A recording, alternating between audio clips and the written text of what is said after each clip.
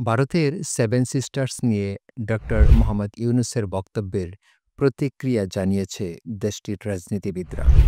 ভারতীয় সংবাদ মাধ্যম এনডিটিভির এক প্রতিবেদনে বলা হয়, বাংলাদেশের অন্তর্বর্তী সরকারের প্রধান উপদেষ্টার বক্তব্যকে অত্যন্ত হতাশাজনক এবং নিরাপত্তা চ্যালেঞ্জ বলে মনে করছেন ভারতীয় রাজনীতিবিদ ও কূটনীতিকরা।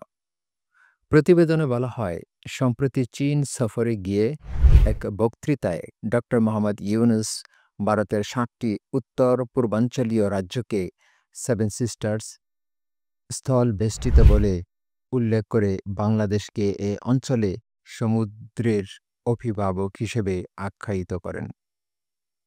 ডক্টর মোহাম্মদ ইউনূস সেখানে বলেছিলেন, ভারতের পূর্বাঞ্চলে অবস্থিত সেভেন সিস্টার্স নামে পরিচিত ৭টি রাজ্য সম্পূর্ণরূপে স্থল বেষ্টিত।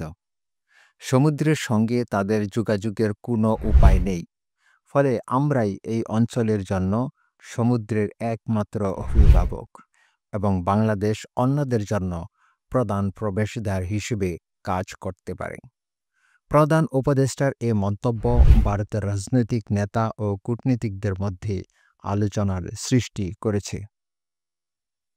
বাংলাদেশের অন্তর্বর্তী সরকার প্রধানের মন্তব্যের প্রতিক্রিয়ায় আসামের মুখ্যমন্ত্রী হিমন্ত বিশ্ব শর্মা বলেছেন, এই মন্তব্যগুলো ভারতের চিকেন স্ন্যাক করিডোরের দুর্বলতা নিয়ে পাকিস্তান ও চীনের দীর্ঘদিনের প্রচারণাকে মদদ দেবে। উত্তর পূর্বকে মূল ভূখণ্ডের সঙ্গে সংযুক্ত করতে শক্তিশালী রেল ও সড়ক অবকাঠামো নির্মাণ জরুরি। ত্রিপুরার আদিবাসী দল টিপ্রা মুথার নেতা প্রদ্যোত মাণিক্য বলেন, ১৯৪৭ সালে চট্টগ্রাম যদি ভারতের হাতে থাকলে আজ এ সমস্যা হতো না।